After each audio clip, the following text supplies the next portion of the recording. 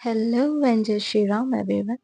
तो बेसिकली इस वीडियो में मैं अपना 4 इयर्स फिज़िक्स एक्सपीरियंस आप लोग के साथ शेयर करने आई हूँ और इस चीज़ में अगर आपको बेनिफिट रहे तो आप अपने प्रिपरेशन टाइम में इसको ऐड कर सकते हैं। I have attempted 27 questions in which 25 questions were right and total score is 98 in physics. I know सुनने में थोड़ा कम लग रहा होगा, but ask those students who have appeared. Actually, scoring 100 was actually challenging. बहुत सारे लोगों के मन में ये भी आएगा कि हाँ, अगर मैं अपना फिज़िक्स के लिए इतना कॉन्फिडेंट हूँ, तो मैं यहाँ पे आके बातें बता रही हूँ, तो फिर I should score nice. But the thing is ना कि देखो, हम लोग जो प्रिपेयर करते हैं ना, तो जो इतने सालों से जो पैटर्न चलते आ रहा है ना, उस हिसाब से प्रिपेयर करते हैं कि ठीक है चलो कितना ही हार्ड आया ना, थोड़ा ही हार्ड आएगा। अब भाई इस बार की तरह नहीं ना, ये हम लोग के दिमाग में नहीं था कि ना कि हाँ, चलो इतना हार्ड भी आ सकता है। तो भाई मतलब बायो भी ऐसा, केमिस्ट्री भी मॉडरेट, बायो में भी 1 घंटे से ज़्यादा टाइम ले रहा है और फिज़िक्स तो ख़ैर था ही। तो उस चीज़ में लेकिन अब के स्टूडेंट्स में क्या है ना कि वो लोग समझ गए हैं कि नीट का लेवल जा भी सकता है तो कितना जा सकता है वो लोग के मन में है। तो अगर मैं ये चीज़ शेयर कर रही हूँ तो बेसिकली तुम लोग के लिए बहुत बेनिफिट होगा कि अगर तुम लोग ये चीज़ भी फॉलो करो तो या you can score a decent marks in NEET. End तक रहिएगा क्योंकि एंड में जो मेरी प्रिपरेशन में एज अ रूट काम किया था ना, जो कहते हैं ना, वो मेरे प्रिपरेशन को स्ट्रेंथ प्रोवाइड किया, मेरे प्रिपरेशन को बूस्ट अप किया, वो वो होता है ना रामबाण, वैसा है। तो वो बेसिकली मैं लास्ट में बताऊंगी, तो एंड तक बने रहिएगा। सो फर्स्ट थिंग बहुत ज़रूरी है हर एक प्रिपरेशन में इज़ कंसिस्टेंसी। बोलते हैं ना consistency is the key to success. Actually वो है ना कि हर चीज़ में मतलब अभी स्टार्टिंग में क्या होता है ना कि तुम पढ़ते हो तो बहुत ये होता है ना, अंदर से कॉन्फिडेंस होता है कि यार यार बहुत पढ़ना है, आज तो इस पर तो बहुत पढ़ना है। तो स्टार्टिंग में क्या होता है, बहुत पढ़ते पढ़ते पढ़ते पढ़ते लास्ट में जाते जाते ना बहुत लोग थक जाते हैं। स्टार्टिंग में ना मेरी मानो क्लासेस के बाद जो क्लासेस होते हैं 3 से 4 घंटे के, उसके अलावा 5 hours of self study is enough, literally more than enough. बहुत लोग के लिए होता है ना कि हाँ वो चीज़ कम है, तो अपने पोटेंशियल से ज़्यादा लाइक ठीक है 6 आवर्स 7 आवर्स एनफ है अगर आप पढ़ रहे हैं तो। अब नहीं कि 10-10 12 घंटा लेके बैठे हैं, अब होता है ना कि लेकिन जो भी आप 5 घंटा पढ़े एकदम फोकस्ड वे में पढ़े, एकदम फोकस्ड वे में, क्योंकि वो चीज़ मतलब लास्ट में जाते जाते ये ना हो कि अब हम नहीं कर सकते हैं, बहुत थक गए हैं, मार्क्स नहीं आ रहे हैं, क्योंकि लास्ट के मेन 4 महीने वही मैटर करते हैं। मैंने ये बहुत जगह यूट्यूब पे भी बहुत लोगों से सुना कि मतलब एमबीबीएस में भी ना कि क्लासेस के बाद ना they use to self study, like they use to do self study for 5 hours, काफ़ी होता है उन लोग के लिए, एमबीबीएस के लिए भी। तो वही है बेस्ड मतलब बेसिक ये है कि आप फोकस्ड वे में कितना कर रहे हो, बस और कुछ नहीं। ठीक है, और ये वीडियो बेसिकली ऑफलाइन या ऑनलाइन स्टूडेंट्स जो भी कर रहे हैं उन सबको के लिए आप देख सकते हैं। तो फिर अब ऑफलाइन के लिए आते हैं। ऑफलाइन में जो स्टूडेंट्स अपीयर करते हैं, ठीक है, फर्स्ट थिंग जो मैं बताऊंगी for both online and offline, books. ज़्यादा बुक्स बनाने की ज़रूरत नहीं है, ठीक है। बुक्स में मतलब लाइक अगर आप इंस्टीट्यूट ज्वाइन कर रहे हैं तो उसमें आपको मॉड्यूल्स मिलते हैं, मॉड्यूल्स है, सही है, सॉल्व कीजिए, कोई दिक्कत नहीं है। और बहुत सारे लोग जिनको मॉड्यूल्स नहीं मिलते, जो इंडिविजुअल कोचिंग्स में जाते हैं, तो बेसिकली वहाँ बहुत लोग मॉड्यूल्स नहीं प्रोवाइड करते हैं, तो आपको वो बुक से ही करना होता है। तो मतलब जो हम किए थे, जो हमको लगा था कि एक्चुअली बेनिफिट करता है, हो सकता है, जो इस बार मेरे को नीट में भी किया था, was last 10 years JEE means question bank. Literally सिर्फ 10 इयर्स की इसलिए बोल रही हूँ कि क्यों होता है ना, मेंस 1 मेंस 2 में बहुत सारे पेपर्स होते हैं। अगर तुम लास्ट 10 इयर्स के भी जेई मेंस के अगर तुम क्वेश्चन बैंक लेते हो ना, तो उसमें पर chapter more than 200 to 300 questions रहते हैं, और तुम्हारे हर एक चैप्टर को लेके, मेनली मैं फिजिक्स और केमिस्ट्री में फिजिकल की बात कर रही हूँ, तो इसमें क्या होता है ना कि मोर देन आपको बस इतना चैप्टर्स है सब चीज़ों में कि आपको ना इतना ही सॉल्व करते करते ना नवंबर दिसंबर आ जाएगा, ठीक है। और बायो के लिए, कि बायो के लिए तो मेन होता है कि आप मेन आप यही कर सकते हैं। जो बायो रीडिंग होता है, बायो का ये एनसीईआरटी वही काफ़ी होता है। लेकिन और भी जगह होते हैं कि हाँ, मैं भी बनाई थी क्वेश्चंस तो मेनली फिंगर टिप्स। और जब मैं इंस्टीट्यूट जॉइन की थी तो वहाँ के तो मॉड्यूल्स हैं तो कुछ-कुछ वो बनाई थी। नीट का बैंक तो ऑब्वियसली कंपल्सरी है। ये 2 बैंक्स अगर आप बना लिए तो इतना करते-करते जब आप लास्ट तक उसके बाद का जो होता है ना लास्ट का 4 महीना उसके लिए मैं लास्ट में बताऊँगी आपको। तो बेसिकली आपका नवंबर-दिसंबर तक भी इतना खत्म आराम से हो जाएगा, अच्छे से प्रैक्टिस भी हो जाएगी। ऑफ़लाइन में क्या होता है ना कि जो टीचर्स आपको बताते हैं कि कुछ-कुछ छोटे-छोटे चीज़ें होते हैं ना कि कुछ-कुछ छोटी चीज़ें जो आपको लगता है कि आपको पता है, क्योंकि आपको पता है कि उस वक़्त आपका वो चैप्टर चल रहा है इसलिए आपको वो चीज़ पता है। लेकिन ऐसा ज़रूरी नहीं है कि आप नीट के वक़्त जब आप जहाँ पे आप बैठे हो वहाँ पे आपको हर एक चीज़ रिमेंबर रहेगा। तो वो तभी रिमेंबर रहेगा जब आप उस चीज़ को कांस्टेंट देखते रहेंगे। तो कोई चीज़ आपको लगे ना कि हाँ, ये चीज़ हम भूलते हैं, ये चीज़ है तो आप उसको वहीं एट द टाइम वहीं पे आप कॉपी में लिख लीजिए। तीसरा और very important is short notes. बहुत ज़्यादा इम्पोर्टेंट होता है क्योंकि यही होता है जो लास्ट में आपका साथ देता है, आपको बहुत हेल्प करता है। शॉर्ट नोट्स में ये नहीं कि बहुत बड़े-बड़े चैप्टर्स हैं, तो अगर बहुत बड़े चैप्टर्स हैं, तो मोर 3 टू 4 3 टू 4 पेजेज़ इनफ है। 3 टू 4 पेजेज़ का आप शॉर्ट नोट्स बना लीजिए। शॉर्ट नोट्स में मेनली मैं फिज़िक्स और फिज़िकल के बारे में बता रही हूँ। फिज़िक्स और फिज़िकल में आपको ये जो फ़ॉर्मूला रहता है वो लिखिए और जो थ्योरी बेस्ड होता है, क्योंकि फिज़िक्स और फिज़िकल में अगर थ्योरी बेस्ड में क्वेश्चन आया तो सबसे ज़्यादा फँसाता है, सबसे ज़्यादा होता है। अगर वो उस चीज़ में कोई कमांड कर लेता है ना, उसी का सबसे ज़्यादा नंबर आता है। मेरा यही थोड़ा वीक था, थ्योरी पार्ट में थोड़ा-सा होता है ना, नहीं कर पाती थी। जितना हम लोग को आदत होती है ना बायो, इनऑर्गेनिक, ऑर्गेनिक याद करने की, उतना ही कम पावर होता है फिज़िक्स और फिज़िकल का ये याद करने का थ्योरीज़। तो यही चीज़ है, तो उस चीज़ को लिखना है उस शॉर्ट नोट्स में अच्छे से कन्फाइंड में। हर चीज़ नहीं लिखना है, जो चीज़ आप भूलते हैं वही लिखना है और कन्फाइंड वे में। छोटे चैप्टर्स हैं, 2 पेजेज़ में करके खत्म कर दीजिए।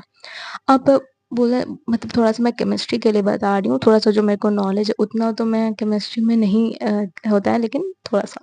ऑर्गेनिक, इनऑर्गेनिक का शॉर्ट नोट्स ज़रूरी नहीं है बनाना, क्योंकि जैसा बायोलॉजी है ना वैसा ही इनऑर्गेनिक और ऑर्गेनिक है।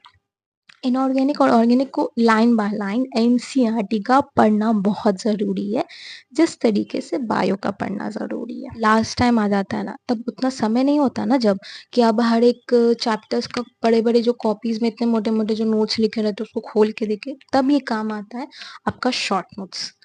ये लिटरली बहुत ज़्यादा स्टूडेंट्स के लाइफ में तो ये बहुत ज़्यादा इम्पोर्टेंट है प्रिपरेशन टाइम में। सो ये अब coming to the next online students के लिए। ऑनलाइन स्टूडेंट्स का क्या है ना, ऑफलाइन में तो क्या होता है ना कि इतने हंड्रेड्स ऑफ स्टूडेंट्स के बीच में रहने के बाद एक अंदर से ना वो नहीं होता कि खुद को पुश करना पड़ता है पढ़ने के लिए। वो अंदर में आ ही जाता है कि पढ़ना है, पढ़ना है, पढ़ना है, इतने सारा कॉम्पिटिशन देख के। लेकिन यहीं पे ऑनलाइन स्टूडेंट में ये थोड़ा-सा डिमेरिट हो जाता है। आई नो जो ड्रॉपर्स होते हैं उन लोग का क्या होता है कि ठीक है, वो लोग के अंदर वो आ जाता है कि हाँ, हमको तो पढ़ना है जो भी होगा। लेकिन जो 11th या कमिंग जो 12th में है, उन लोग के लिए थोड़ा-सा ये चैलेंजिंग हो जाता है। वो लोग थोड़ा-सा नहीं कर पाते हैं। अंदर से वो लोग को पुश करना पड़ता है कि हाँ, हमको पढ़ना है, क्योंकि वो लोग उस एनवायरनमेंट में नहीं रहते। तो बेसिकली ऑनलाइन स्टूडेंट्स के लिए आप अगर आप हॉस्टल में रहते हैं तब तो आपको एनवायरनमेंट मिला हुआ है बहुत बढ़िया। घर में रहते हैं, अकेले रहते हैं तो भी सही है। लेकिन अगर आप एक फैमिली है, बहुत सारे लोग रह रहे हैं घर में तो बेटर आप लाइब्रेरी जॉइन कर सकते हैं। वहाँ पे पढ़ने का सबसे बेहतर वे में और कहीं नहीं मिल सकता। तो ये ऑनलाइन स्टूडेंट्स के लिए क्या है ना कि फिज़िक्स में तो एवरीवन नोज़ एमआर सर अगर पीडब्ल्यू के प्लेटफ़ॉर्म में है तो। अदर देन मैं थोड़ा-सा नहीं ऑनलाइन के बारे में उतना जानती हूँ, बट बेसिकली पीडब्ल्यू का थोड़ा-सा आइडिया है कि अ, एमआर सर हैं और इस बार सुनी हूँ कि बहुत सारे ये जेईई मेन्स के भी फैकल्टी आ रहे हैं यहाँ पे फिज़िक्स के लिए। तो आप उसके लिए भी जाते इनफैक्ट आई थिंक ये केमिस्ट्री के लिए भी आ रहे हैं, तो आप उसमें कर सकते हैं। तो उसमें भी है ना कि हर एक लेक्चर्स के बाद ना क्या होता है कि आपको डीपीपी प्रोवाइड करते हैं, प्रैक्टिस पेपर प्रोवाइड करते हैं, आप वो यूज़ कर सकते हैं, है ना? तो उसको बेसिक वे में आप वो बनाइए जो आपको मिलता है या फिर जो आपको क्लास में करवाया जाता है उसकी प्रैक्टिस करिए। दूसरा वही बुक्स के लिए तो मैं वही कहूँगी कि जेईई मेन्स अगर आप मॉड्यूल नहीं ले सकते हैं या ये तो जेईई मेंस का क्वेश्चन बैंक और नीट का क्वेश्चन बैंक लास्ट तक के लिए इनफ है।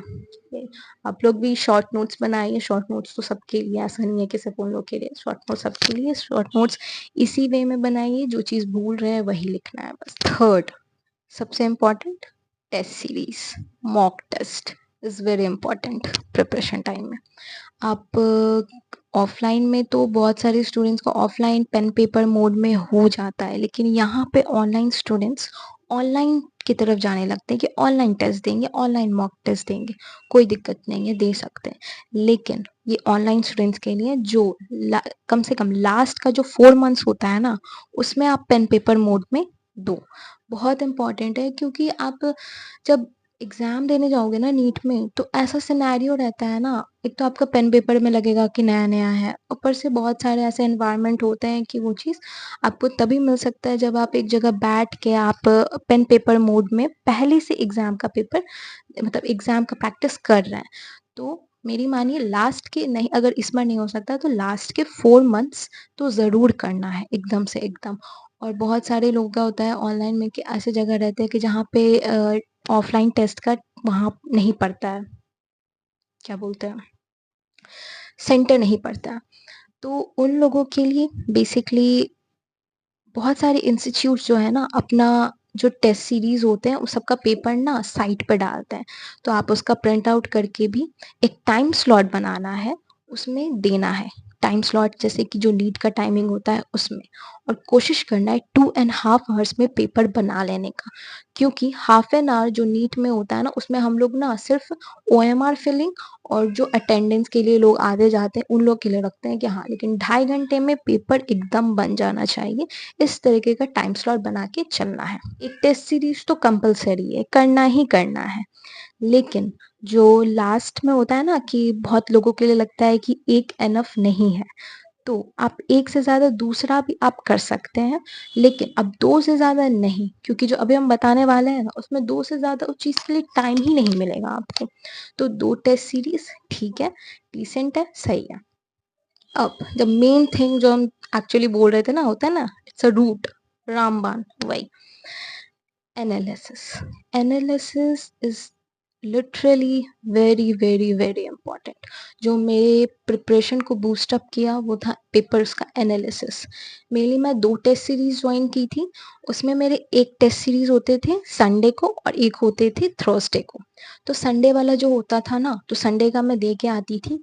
उसके बाद पहला दिन बैठी, पहले तो मार्क्स वार्क्स कैलकुलेट करे, अगले दिन मैं बैठती थी 2 घंटा लेके पेपर को अच्छे से एनालिसिस करना है। ये सिर्फ लास्ट के 4 मंथ का बता रही हूँ मैं। लास्ट में 4 मंथ का ये सच में बहुत इंपॉर्टेंट चीज़ है, क्योंकि जो पढ़ना था तुम तो पढ़ लिया, जो पढ़ना था जो सीखना था सीख लिए। अब क्या है ना कि उस चीज़ पे ज़्यादा फोकस करना है जहाँ तुम गलतियाँ ज़्यादा कर रहे हो, तो वो लास्ट में ही आपके काम आता है। तो मैं पेपर लेके बैठती थी 2 घंटे, ऐसा नहीं है पूरा दिन लेके बैठे रहो, 2 घंटे मैं बैठती थी वो पेपर लेके जो संडे को होता था मेरा। उसमें मैं मेनली सबसे पहले जाती थी फिजिक्स पे मेरे जितने न्यूमेरिकल्स गलती होते थे मैं उसको बनाती थी, मैं उसको सीखती थी जो गलती होते थे। या फिर जो थ्योरी होते थे तो थ्योरी से पहले आपको एनसीईआरटी से ही रहते थे थ्योरीज, तो थ्योरीज पे जाती थी, जो इम्पोर्टेंट लगता था तो उसको करती थी, हाँ ठीक है ये इम्पोर्टेंट है यहाँ आ सकता है। अदरवाइज जो नहीं लगते थे कि हाँ ये तो होता है ना टेस्ट सीरीज में दे देते कुछ कुछ क्वेश्चन ऐसे, तो उसको मैं स्किप कर देती थी। तो वो हो गया फिजिक्स का। ऐसा नहीं कि पूरे दिन लेके बैठना है, क्योंकि पूरे दिन में ये ही सिर्फ नहीं करना है। आपको पेपर एनालिसिस करने के बाद आपको पूरा कुछ कुछ टाइम जो है ना लास्ट के आपको बायो, इनऑर्गेनिक और ऑर्गेनिक को देना है, जो आपको रीडिंग आपको बढ़ाना है, क्योंकि लास्ट के टाइम आपको याद करना है, ठीक है। तो फिजिकल के लिए ये न्यूमेरिकल्स के लिए ये सारी चीजें हो गई। जरूरी नहीं है कि अब लास्ट टाइम भी लेके आप मॉड्यूल बैठो सबका जेई मेंस और ये कब ये लेके बैठो क्वेश्चन बैंक, जरूरी नहीं है। एनालिसिस भी आप कर रहे हो ना और ये जो थ्योरीज पढ़ रहे हो ना, ये एनफ है। तो ये सब थ्योरी हो गया। और पेपर का फर्स्ट डे हम फिजिक्स का एनालिसिस किए, सेकंड डे उसी पेपर का हम केमिस्ट्री का एनालिसिस किए, क्योंकि एक ही दिन आप अगर सब लेकर बैठोगे ना तो थोड़ा सा ये हो जाता है, फिर पढ़ने का भी टाइम नहीं मिलता है। तो सेकंड डे मैं केमिस्ट्री लेके बैठती थी, थर्ड डे मैं बायो लेके बैठती थी, और साथ ही साथ सबका थ्योरीज भी पढ़ती थी, साइड से बायो इनऑर्गेनिक ऑर्गेनिक भी करती थी। और जो मैं शॉर्ट नोट्स बनाती थी फिजिक्स और फिजिकल का, वो तो डेली है, मस्ट है। और ये सब चीज़ आपको डेली लिटरली करना है, क्योंकि ये सारी चीज़ याद करने वाली चीज़ें होते हैं, आप भूल सकते हैं। तो ये डेली करोगे ना, तब जाके आपके नीट के दिन में ये रिमेंबर रहेगा आपको। और ये उसके बाद जाके थर्सडे को मेरा होता था एक और पेपर मैं दूसरा जो टेस्ट सीरीज ज्वाइन की थी, दूसरे टेस्ट सीरीज में भी मैं 3 दिन लेके बैठती थी, 3 दिन में। तो 2 टेस्ट सीरीज का आपको 1 हफ्ते का स्लॉट बन जाता है, और साथ ही साथ आप जो एक्स्ट्रा पढ़ रहे हैं उसके लिए भी आपको टाइम मिल जाता है, इट्स ऑल। एंड अभी तो कोर्ट का हियरिंग जो था वो 10 जुलाई चला गया है, एंड जो चीज़ था उस पे अब स्टॉप हो गया है, ब्रेक लग गया है। जो है अब नेक्स्ट हियरिंग में ही देखो कब क्या होता है, नो वन नोज क्या होगा, री नीट होल्ड पे हो गया है वो चीज़। लेट्स सी क्या होता है। Till then I will be back again with an another inspirational video. Bye bye.